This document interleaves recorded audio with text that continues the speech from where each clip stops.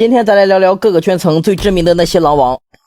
第一位综合格斗技的狼王来自于车臣的哈姆扎奇马耶夫，现役 UFC 中量级世界冠军 PCP 第3名。其实国内拳迷对他应该不是很陌生，就是哄李景亮亮哥睡觉的那个。这个其实真不能怪亮哥，纯粹就是奇马耶夫太无敌太无解。打亮哥的时候还是次中量级，现在中量级都无敌了，断档的历史最强，秒杀前冠军5星辉特哥，给南非大犀牛摁了5个回合，全面碾压，拥有 UFC 历史上最暴力最强硬的摔跤，他是3板斧，真的是无人能敌。从刚开始的秒小怪，再到之后的秒冠军，再到现在摁强冠军，摁历史级冠军，摁5个回合，奇马耶夫的强那真的是变态级别的强。本周末他将迎来自己的首场面战，对决美国红脖子前冠军巴主。这场比赛咋说呢？奇马耶夫大概率会给巴主从8角笼里扔出去。9-1开吧，奇马耶夫真的是夯爆了。第二位拳击界的狼王，也是一位来自于车臣的选手阿图尔贝特比耶夫。贝特是轻重量级175磅曾经的统治者，第一个统治这个级别的选手，现役 PCP 第5名。贝特有多强呢？讲他曾经的战绩就知道了，20战全胜，20次 KO 对手，100%的中击率，天生的重炮手，天生神力，而且骨架极大，他的每一拳都有万钧之力，属于是拳拳暴击，轻轻那个小摆拳，你直接躺地上当场起不来。只是贝特太低调了，不看拳击的人很少有关注到他的。当年的阿瓦雷兹统一168磅，想升到175磅来试试水，为了故意错开贝特，挑了个隐藏 BOSS 比沃尔，结果也是输了。虽说后来贝特与比沃尔的2场世纪大战1胜1负，但当时的贝特已经40岁了，比沃尔正值当打之年，能从比沃尔手上啃下场来真的不容易了。比沃尔真的是非常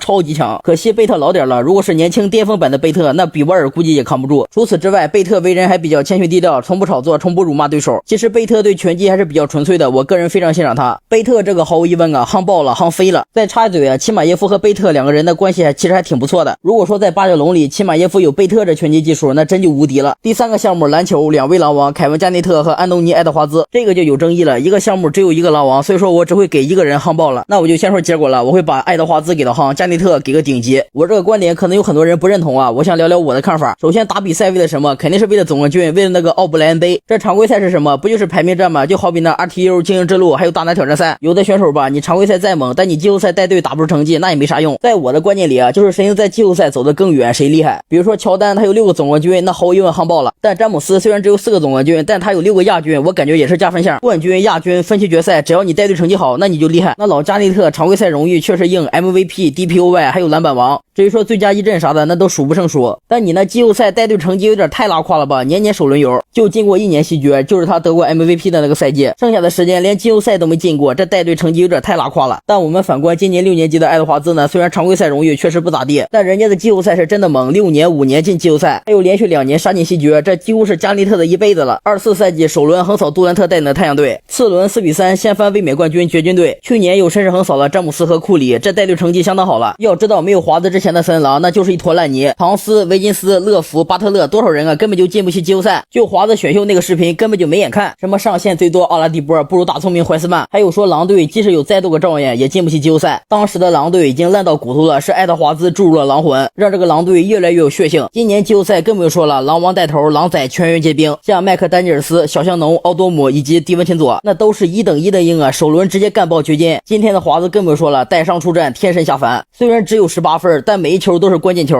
那3分顶着文本亚马就射。所以说我真的感觉华子比加内特强，所以说我把夯给华子，然后加内特是顶级。最后一个娱乐圈刘耀文，这个其实我不看，主要是我搜狼王的时候他蹦出来一个视频。还有你说牛耀文不配，牛耀文站在他的制高点，而且狼王本身就是狼王，只有满月才会需要狼王，当光芒万丈的时候你才会希望说没有光芒。这就是缘分啊兄弟们，上天让我看到的这个视频，这个也夯啊兄弟们，咱给他放到另一边吧。